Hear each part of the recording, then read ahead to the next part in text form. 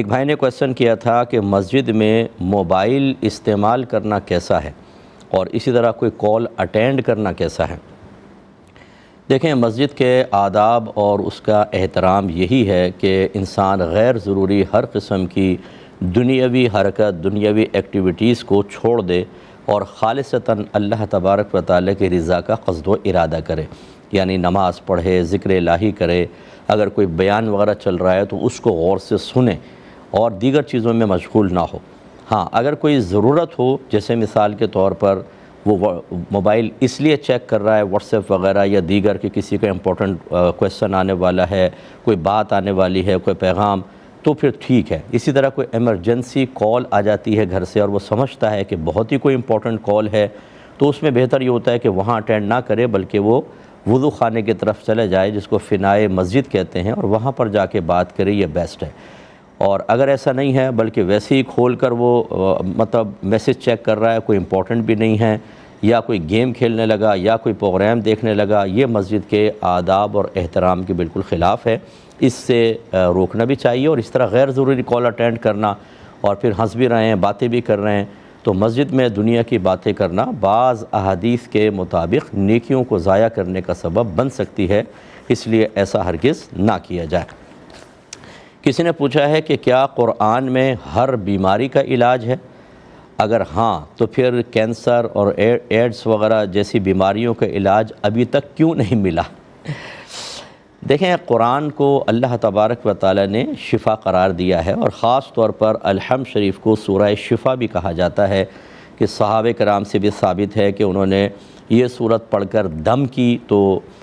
مریضوں کا علاج ہو گیا، حتیٰ کہ بچھو نے کسی کو کاٹا تھا تو اس کاٹے کا اثر ختم ہو گیا۔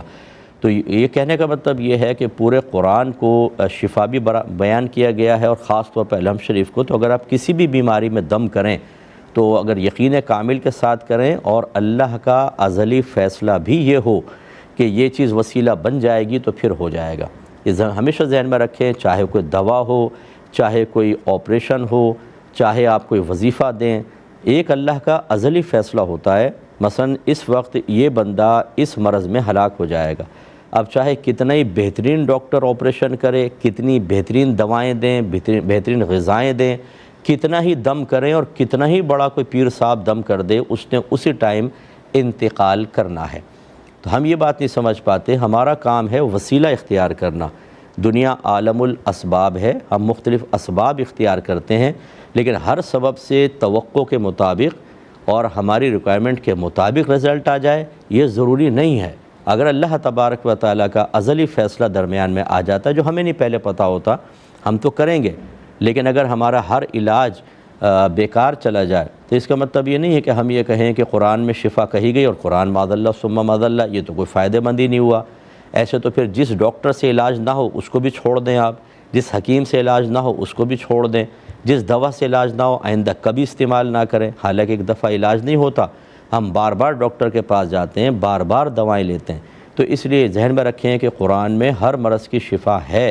بشرطے کہ اللہ تبارک و تعالیٰ کا ازلی فیصلہ بھی اس موقع پر شفا دینے سے موافقت رکھتا ہو تو ہوگی، ورنہ ہم کسی بھی تدبیر سے اللہ کے ازلی فیصلوں کو نہیں بدل سکتے ہیں، یہ ہمیشہ یاد رکھیں۔ تو آپ کریں۔ اب یہ کہنا کہ جی اس کا یہ کوئی کسی نے بھی نہیں کہا کہ جو بھی ایک آیت آپ پڑھیں گے ہر بیماری پرفیکٹ لازمی طور پہ ختم ہو جائے گی، ایسا تو کسی کا بھی دعویٰ نہیں ہے۔ تو یعنی قرآن میں تاثیر ہے، لیکن وہ تاثیر اسی وقت اثر انداز ہوگی جب اللہ تبارک و تعالیٰ کا ازلی فیصلہ بھی اس کے موافق ہوگا۔ اگر مخالف ہوا تو ہمیں اللہ کی رضا پر راضی رہنا چاہیے۔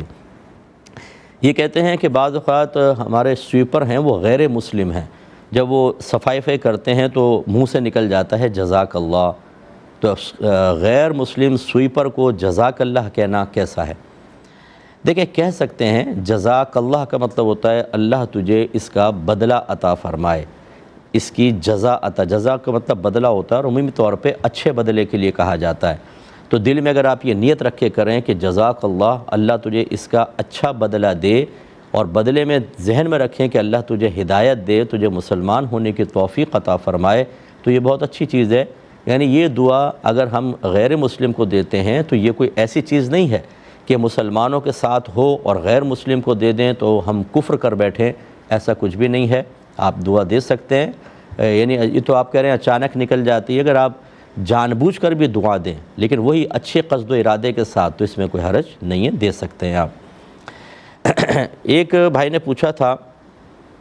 کہ کیا منہ مبارک کے سامنے جیسے زیارت چل رہی ہوتی ہے اس کمرے کے اندر، کیا وہاں بھی آواز پست رکھنی چاہیے؟ جیسے کہ سورہ حجرات میں اللہ تبارک و تعالیٰ نے نبی کریم صلی اللہ علیہ وسلم کی بارگاہ میں حاضر ہونے والوں کو فرمایا کہ اپنی آواز کو نبی کی آواز سے کچھ پست رکھو، تو کیا منہ مبارک کے پاس بھی اسی ادب کو ملحوظ رکھنا ہوگا؟ دیکھیں، ذات مصطفیٰ صلی اللہ علیہ وسلم کا حکم علیحدہ تھا اور منہ مبارک کا حکم علیحدہ ہے، کیونکہ وہ نبی کریم تو یقینی طور پہ سامنے موجود اور پوری ذات موجود، جبکہ یہ ایک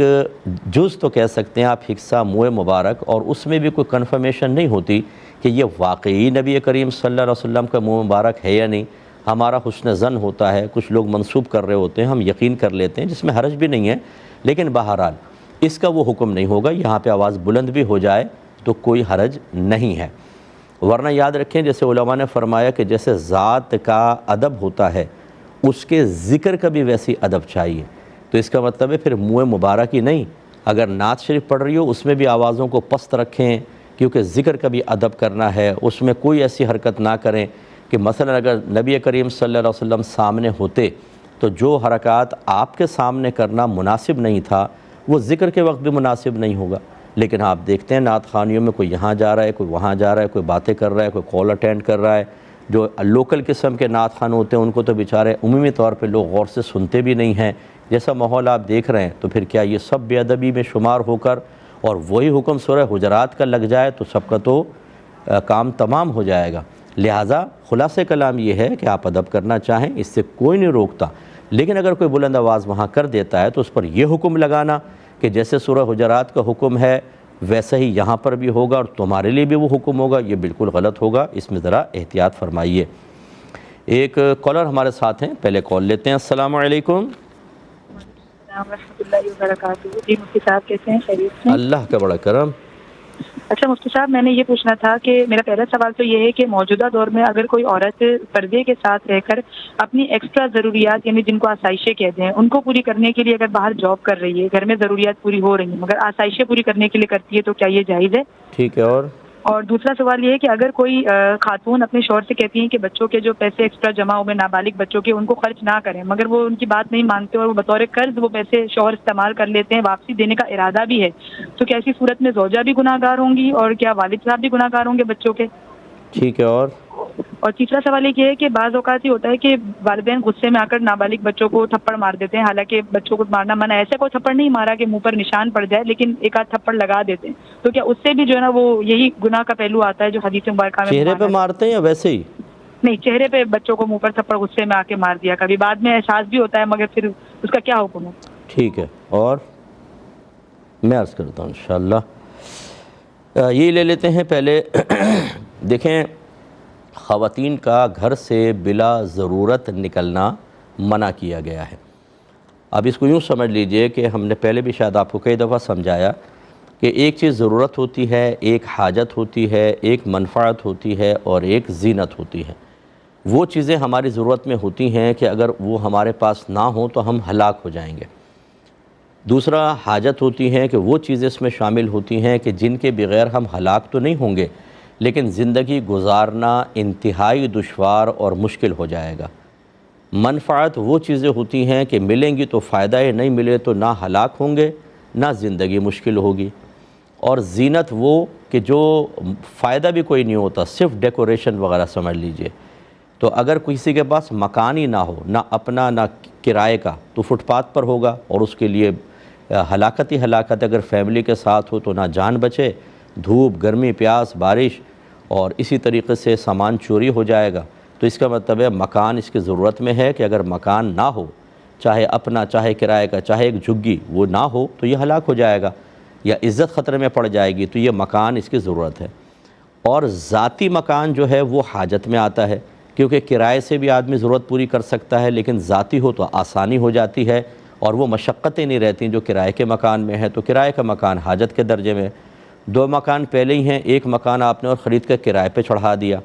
اس تیسرے مکان کے بغیر نہ آپ فوت ہو رہے ہیں، نہ عزت جا رہی ہے، نہ مشکل ہے، لیکن نفع مل رہا ہے، یہ منفعت میں آتا ہے۔ اور زینت جیسے آپ ڈیکوریشن پیس لگاتے ہیں گھر کے اندر، اور دیگر چیزیں پردے وغیرہ لگا دیے، صوفوں کے کلر وغیرہ، کپڑے بدل دیے اوپر کے، یہ زینت میں آتا ہے۔ تو بس خلاصہ اب کلام یہ ہے، آپ کے سوال کا جواب یہ ہے کہ اگر کوئی بہن یہ سمجھتی ہیں کہ ضرورت یا حاجت کے درجے میں ہیں تو وہ باپردہ طریقے سے جا کر جاب کر سکتی ہیں، یا علاقائی ریکوائرمنٹ اگر یہ ہے کہ وہ خالصتاً پورا پردہ نہیں کر سکتی، جیسے باہر کے ملک کی ہماری سسٹرز ہوتی ہیں کہ بعض اوقات گھر چلانے کے لیے میاں بیوی دونوں کو جاب کرنی پڑتی ہے، اگر نہ کریں تو گھر کا نظام چلانا بڑا مشکل ہو جاتا ہے۔ وہاں بعض اوقات ضرورت کا درجہ نہیں ہوتا لیکن حاجت کا ضرور ہوتا ہے، اور وہاں پر وہ اپنے آپ کو مکمل طور پہ کورڈ کر کے، جیسے ایک اسلامی طریقہ ہے کہ اسکارف یا برقع یا نقاب وہ نہیں کر سکتی، تو جتنا اپنے آپ کو کور کر سکتی ہیں وہ کر کے جاب کر سکتی ہیں۔ لیکن منفعت اور زینت کے درجے میں اس میں ہم بہنوں کو منع کریں گے کہ وہ باہر نہ نکلیں۔ ماحول آپ جانتے ہیں، جب عورت ایک باہر نکلتی ہے تو بہرحال ماحول عجیب و غریب ہوتا ہے، تو ضرورت اور حاجت کے درجے میں تو ضرورت اور حاجت کو بنیاد بنایا جاتا ہے، ماحول کو نظر انداز کر کے عورت کو اجازت دی جاتی ہے۔ لیکن منفعت اور زینت کے اندر ماحول اور ضرورت کو دیکھا جاتا ہے، جب ضرورت ہی نہیں ہے، گھر میں گزارا ہو رہا ہے تو وہ بہن باہر نہ جائیں۔ ہاں، کام سے ہم منع نہیں کر سکتے، بہن گھر میں رہ کر کام کر سکتی ہیں، کو آن ایئر کر لیں، کوئی ویسے کورسز وغیرہ کر لیں، ٹیوشنز وغیرہ پڑھا لیں تو یہ بیسٹ ہے، لیکن اس طرح بغیر ضرورت کے گھر سے باہر نکلنے کو شریعت پسند نہیں کرے گی، گھر میں رہنا چاہیے۔